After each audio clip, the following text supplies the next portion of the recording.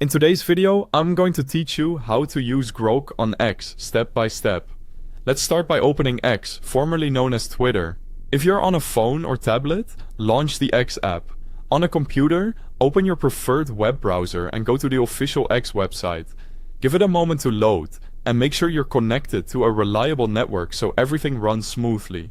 Next, sign into your X account. Use your usual login details to access all the platform features. If you're already signed in, you'll land right on your home timeline.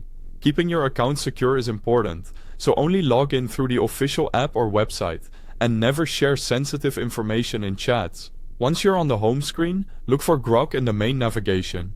Depending on your device, you may see it along the bottom or side menu. When you spot Grok, select it to continue. By the way, if you need the official app download or the direct website link, I've placed both right at the top of the description so you can grab them easily and follow along.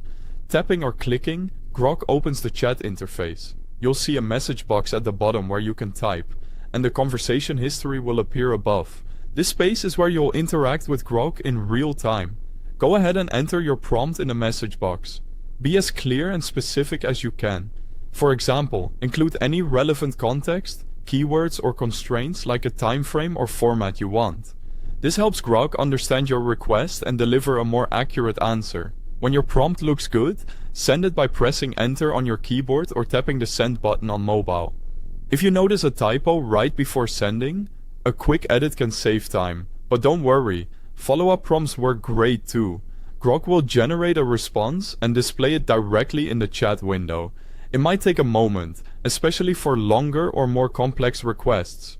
Read the reply carefully to see if it addresses exactly what you asked. If it's not quite right, a short clarification usually does the trick.